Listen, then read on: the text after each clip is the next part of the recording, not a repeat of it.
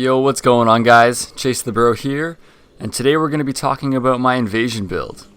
I've just recently been getting into invasions, and I have to say that they're a lot more satisfying than regular PvP. Most of the time you have to fight 3 or more enemies, which is a greater challenge than PvP, and the satisfaction you get for actually killing the host is pretty amazing. When creating an invasion build, you have to center it around a certain strategy. There are a few strategies that I can think of that will actually give you a little bit of an edge while invading, because honestly you're going to need it. You're fighting 2 or more people at all times, and they're all focused on you usually. You can create a repost build, which centers around parrying the host and attempting to one-shot him using the Hornet Ring, and a weapon with the highest AR that you can think of. So either Yorm's Great Machete or the Dragon Slayer Great Axe, and you could have a Cestus or a Buckler, whatever you prefer. Another strategy would be to create a troll build. So you would create a build focused around blending into the environment and taking advantage of the host when he's at his most vulnerable. So things like the Chameleon or the Hidden Body spell. I'm pretty sure you've seen people do videos about that if you're really into Dark Souls and have researched this, so pretty sure you've seen that before. Yeah, you'd pretty much blend into the environment, and when the host isn't noticing you or is vulnerable and low health, you run in and try and finish him off. Now, I took the third option, which, as you can see, is a combo build.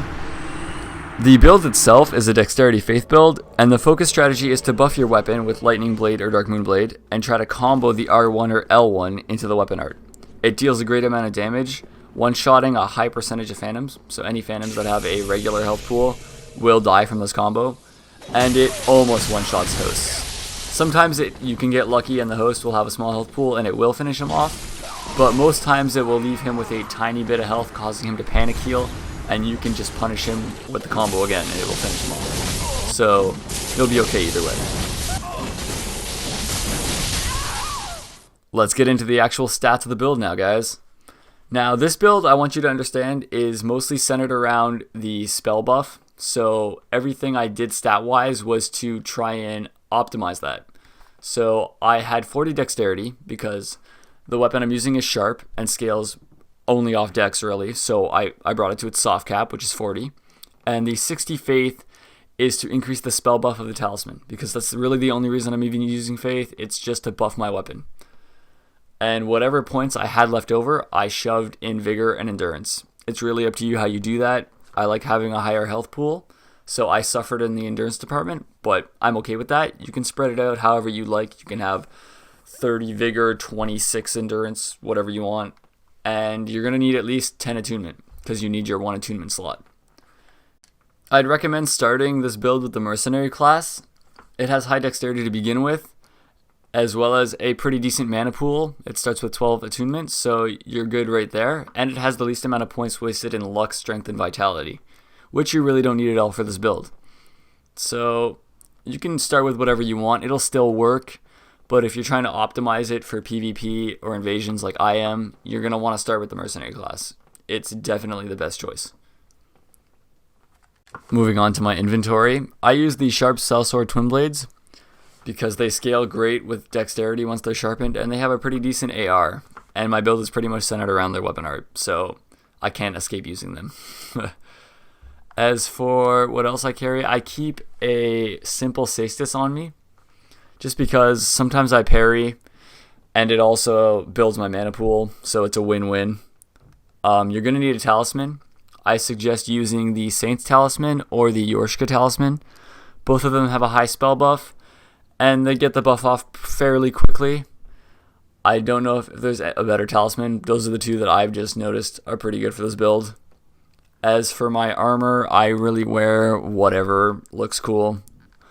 Also, while trying to keep an eye on the slash resistance, because most weapons you come across do slash damage. I know there are some that do physical hits, but I just think slash is a better overall goal. As for my rings, I wear the Life Ring +3 because I have a pretty high health pool and it just adds to that. And also health is pretty important. You need it to survive.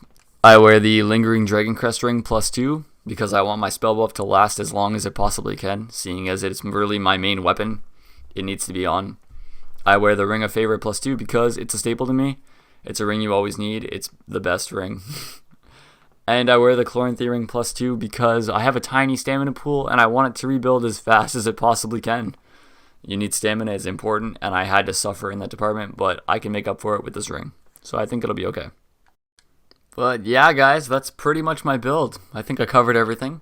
If you guys have any questions, just hit me up, send me messages. I'll help you out as best I can. But yeah, I hope you guys enjoyed the video. I'll try and make more builds for you guys. If you like the video, give it a like, subscribe if you think I'm worthy and then you enjoy my content. I have a lot more videos coming for sure. I enjoy doing this. Thanks so much, guys. Your support helps me out. Peace out.